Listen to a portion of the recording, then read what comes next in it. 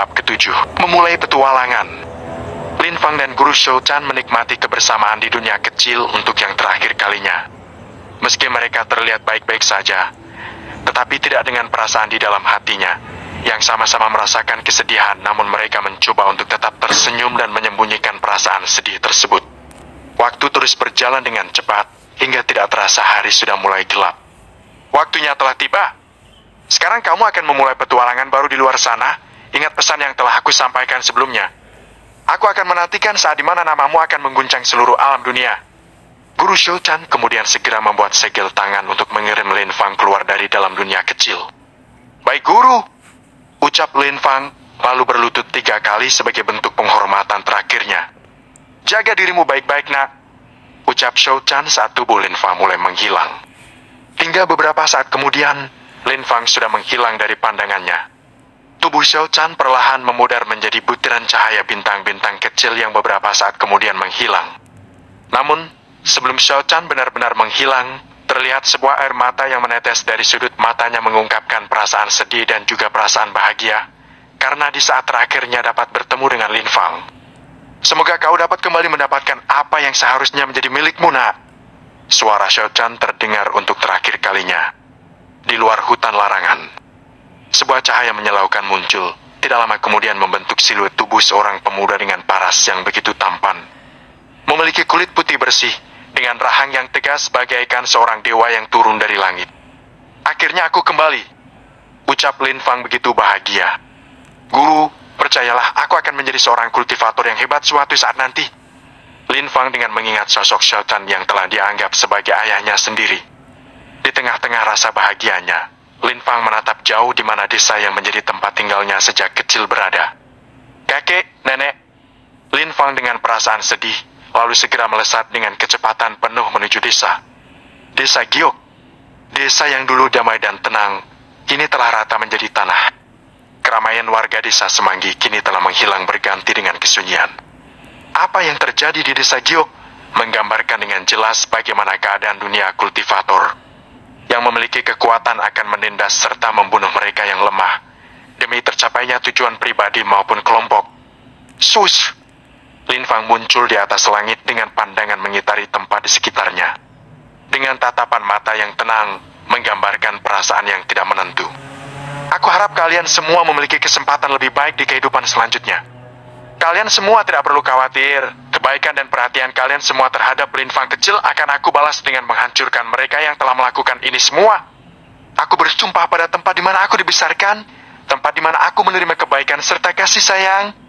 Aku sangat merindukan kalian semua. Sekali lagi, terima kasih.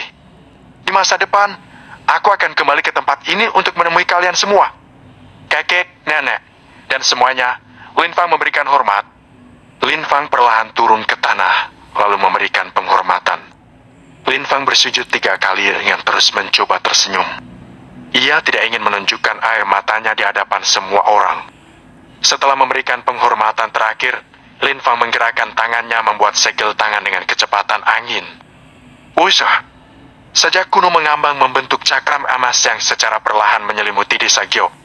Selama berlatih di dunia kecil, Lin Fang telah menguasai banyak hal, terutama dalam bidang formasi dan alkemis. Lin Fang membuat formasi di desa Giok sebagai pengingat agar tidak ada pihak lain yang menggunakannya. Setelah selesai membuat formasi mengelilingi desa Giok, Lin Fang tersenyum beberapa saat sebelum akhirnya melesat pergi. Setelah kepergian Lin Fang, terlihat 2 cahaya yang kemudian membentuk siluet tubuh pria dan wanita. Keduanya menatap kepergian Lin Fang dengan tersenyum. Perjalanan sesungguhnya baru saja dimulai. Setelah mengalami banyak kejadian yang menguras hati dan pikirannya, aku yakin dia mampu menuju puncak sana, ucap sang pria. Sang wanita tersenyum. Aku merasa bersalah atas apa yang telah kita lakukan kepadanya. Tidak perlu merasa bersalah. Semua makhluk hidup sudah memiliki takdirnya masing-masing. Kita hanya perlu mengikuti alurnya. Aku mengerti. Keduanya kemudian kembali lenyap dari tempat tersebut. Di tempat lain, Lin Fang terus bergerak menuju kota terdekat. Dia berencana mencari informasi di kota. Di tengah perjalanan, Lin Fang yang memiliki indera pendengaran cukup tajam mendengar suara dentingan senjata tajam dari arah selatan. Sepertinya ada yang membutuhkan bantuan, Ucap pelan Lin Fang bergerak ke arah selatan. Hingga tidak lama kemudian, Lin Fang akhirnya dapat melihat sebuah desa yang sedang diserang. Di tempat itu, terlihat ratusan orang berpakaian serba hitam yang sedang menyerang sebuah desa. Lin Fang yang melihat bagaimana mereka tidak segan untuk membunuh merasa sangat marah. Dengan gerakan cepat, ia menggunakan langkah sunyi bergerak ke arah kelompok berpakaian hitam tersebut. Crash! Satu persatu kepala orang berpakaian hitam terjatuh ke tanah. Pemimpin kelompok yang melihat hal tersebut begitu kaget. "Bajingan! Tunjukkan dirimu!" teriak pemimpin kelompok berpakaian hitam yang memiliki bekas luka di wajahnya serta kepala botak. "Seharusnya aku yang bertanya kepada kalian," balas Lin Fang yang kemudian memperlihatkan dirinya. Warga yang melihat kehadiran Lin Fang begitu kaget karena ternyata yang menolong mereka hanyalah seorang pemuda. "Nak, jika kamu bersujud meminta ampun kepadaku, maka aku akan memberikan kematian yang cepat untukmu," ucap pemimpin kelompok berpakaian hitam dengan penuh percaya diri. Lin Fang terkekeh pelan mendengar ucapan tersebut. Bagaimana bisa dia yang berada pada pendekar tingkat pertapa takut pada pendekar raja? "Bodoh!" Lin Fang dengan menghilang dari tempatnya. "Duar!" Sebuah serangan mengarah menuju pria berpakaian hitam dan melemparnya hingga beberapa meter. "Bajingan!" teriak sang pemimpin dengan marah. "Habisi dia," lanjutnya memberikan perintah. "Baik," ucap serempak pria berpakaian hitam, kemudian segera menyerang ke arah Lin Fang. Lin Fang pun tidak tinggal diam, dia kemudian segera melepaskan serangan. Tapa penghapus langit. Sebuah tapa berwarna transparan muncul dari kehampaan, mengarah menuju mereka yang sedang bergerak ke arahnya. "Menghindar!" teriak salah satu dari pria berpakaian hitam merasakan bahaya, namun hanya beberapa saja yang mampu menghindari, sedangkan sisanya langsung berubah menjadi kabut darah.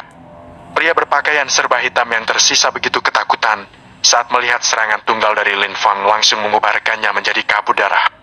Pemimpin berpakaian hitam pun tidak kalah kaget melihat hal tersebut. "Lari!" teriaknya memberikan perintah. "Ingin lari? Kalian terlalu naif!" teriak Lin Fang yang segera menggunakan langkah Dewa Naga. "Pukulan Dewa Naga!" "Duar!" Pemimpin kelompok berpakaian hitam terlempar dan memuntahkan seteguk darah. Lin Fang tidak menghentikan gerakannya, dia segera melesat kembali.